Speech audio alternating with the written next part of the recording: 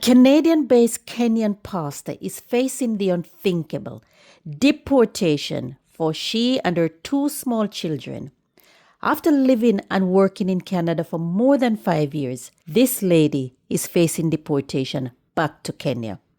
This news has left her congregation in shock and her community rallying for answers. Welcome back to the channel, my people. If this is your first time here, welcome. I would love to have your company. My name is Joy, and on this channel, we share real stories, real experiences of immigrants in the diaspora. If that sounds like something you'd love to hear, please subscribe to my channel so I can continue to bring you more of these stories. Turn on your notification bell so you will see when I post the next video. Now let's just unpack this story. In 2025, Reverend Rosalin and her two small children stepped off a plane in Canada. One of the children were barely walking, only 4 years old, just a baby, 8 months old. When she left her country, Kenya, she had hoped for a better life for herself and her two children in Canada. She said that back in Kenya, she was abused, she was detained at some point, and she was subject to all sorts of persecution from other religious leaders. She said that if she stayed in Kenya, she and her two children would not survive. She said the Kenyan government, her country's government, failed to protect her and to protect her two children. And the only thing that she feels she could do to make sure that her children especially would be safe, and that was to leave her country, Kenya.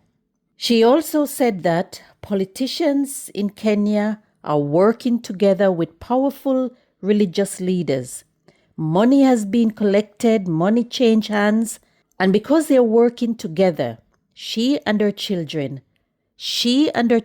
lives are at risk because the government failed to protect them. So they left Kenya in 2020. Canada welcomed them. She sought asylum in Canada. She was granted refugee status. She was allowed to live and to work in Canada. And she built a life there, raising her children, serving her community as a pastor, and calling it her home.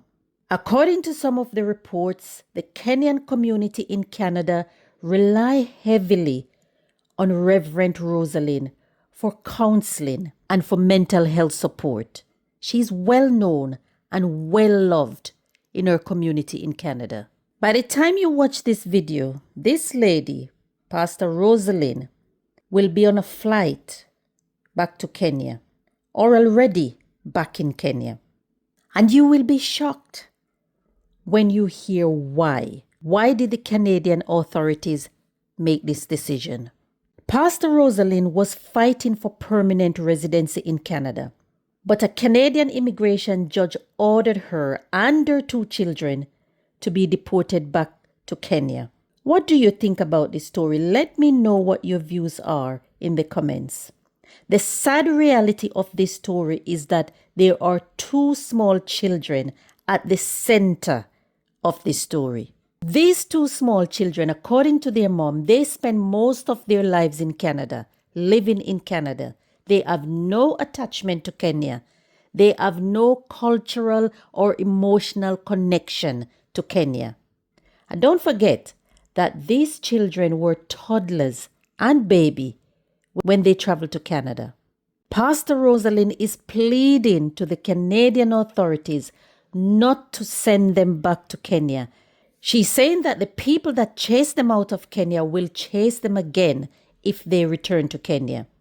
She's also said that she is settled in Canada. Her two children are settled. She's also a well-loved pastor in her community in Canada. In 2020, when Pastor Rosalin arrived in Canada, she was granted refugee status. She was given work permit to live and to work in Canada legally, and that is pending the outcome of her application. her asylum application. Let me just say this. For anyone who have done the asylum route or thinking of using the asylum route to claim asylum in any country, this is for any country, remember this.